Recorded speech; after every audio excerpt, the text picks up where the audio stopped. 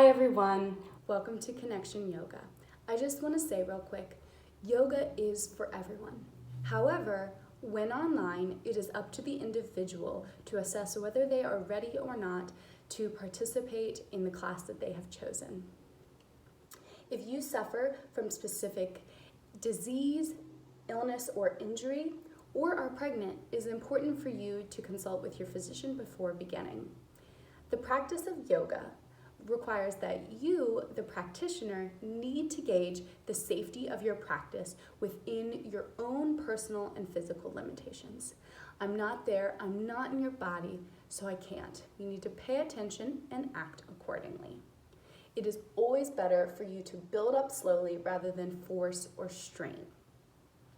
While you might feel exertion throughout the practice, you should also feel relaxed. While you might feel some discomfort, you should never feel pain. The techniques and suggestions presented in the following content are not intended to substitute for proper medical care.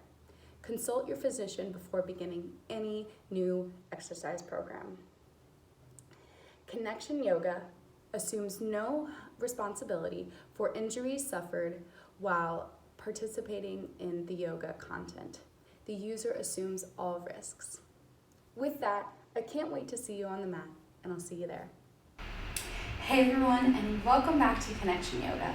My name is Kat, and today we are breaking down our second warrior pose, Warrior 2. I have great names for these poses, but anyway, I'm super excited to break it down with you today. If you haven't watched Warrior 1 yet, I suggest pausing it, going back and watching that, and then coming back and watching this one. However, I promise that you can watch this one alone and learn how to do this pose today.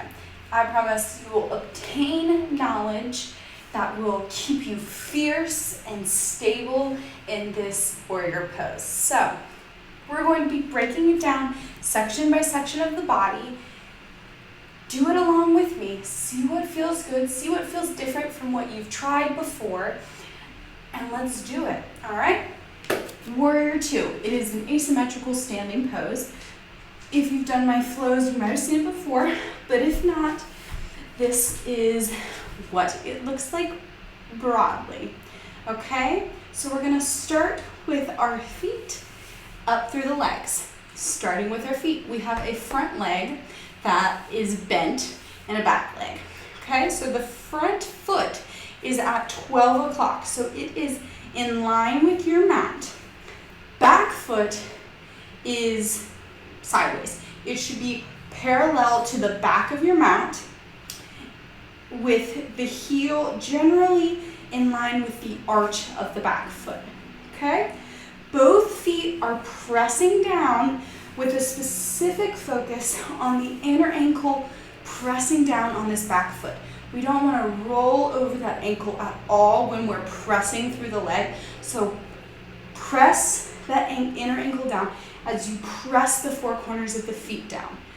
Okay, so feet pressing, and then we come up the legs.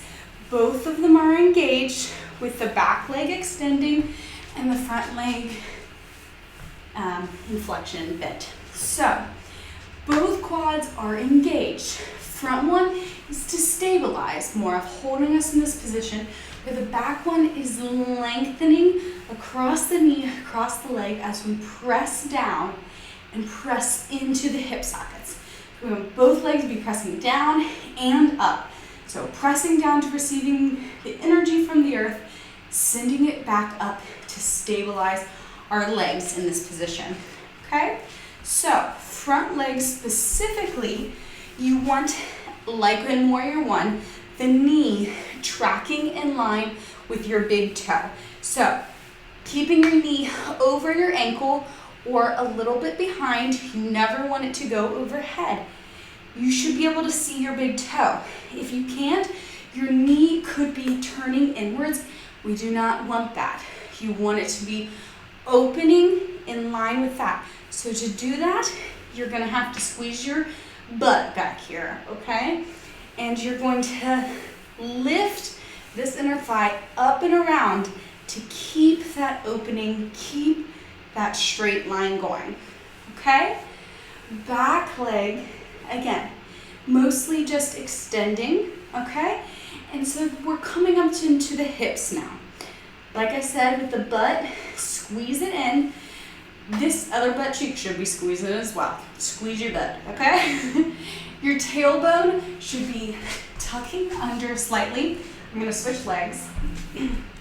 All right, so to open those hips, your tailbone should be slightly tucking under, your pubic bone slightly lifting so that the hip pelvis bones can be completely open here, okay? Unlike Warrior One, where we're trying to close the hips to the front, the hips are opening here, okay?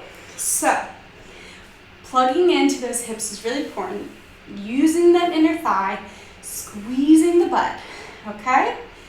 That brings us to our core, which is just drawn in, lifting up, extending the spine. We want to find length in everything. Most yoga, we're looking for length, okay? So, core engaged, lengthening, bringing us to our chest region. Our shoulders, we want them over our hips, okay? Over the hips. So you saw I slightly lean forward sometimes. You could lean back. Just look at yourself. You know, you can look down, you can see, oh, my shoulders are more over here. Correct yourself. It's okay. You don't have to be looking completely one place all the time. Look at your body, assess what you need to do to adjust yourself subtly, okay?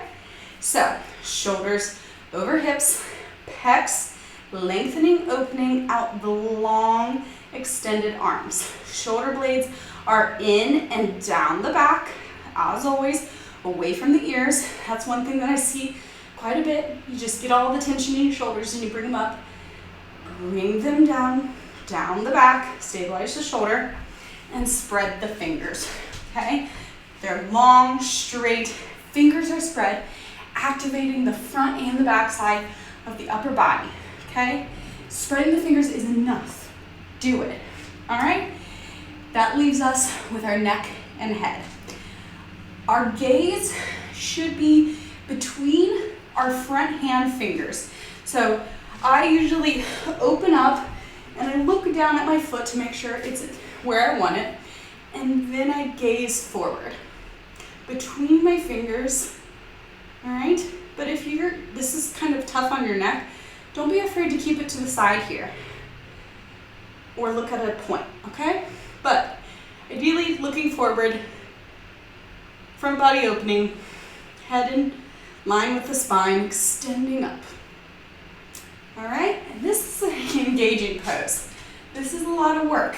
And so for modifications, if you're struggling, the first thing to consider is shortening your stance. I am standing in quite a long one just because I'm used to it, but not everyone has those muscles yet or the flexibility. So just don't go as long of a stance. Don't lower your center of gravity as much, all right? This is perfect. This is enough, okay? The longer stance just starts to engage you more, work your body more as you work your flexibility, okay? It's a progression. It's a practice, all right? So that leaves us with nothing else to talk about but breathing. In this pose, your foundation, your stable legs, quads is crucial, that foundation, so that your breath can move freely up here, okay? So you just need to balance that, you know? If you are down here and you just can't breathe, you know, because your legs can't handle it or whatever, lighten up a little bit and play the balance of effort and ease. Easy breath and effortful activity in the legs, core, the body. Okay, so that is it. Warrior Two, one of my favorite poses, I think. I think I smile literally every time I'm like, wham, Warrior Two. So I hope you enjoyed it. I hope you learned more about this pose and liked this segment. Let me know. Give me a like or subscribe. If you have any questions, don't hesitate to ask. Otherwise, have a beautiful day, all you beautiful yoga warriors out there, and I'll see you next week or next time on this segment. Peace.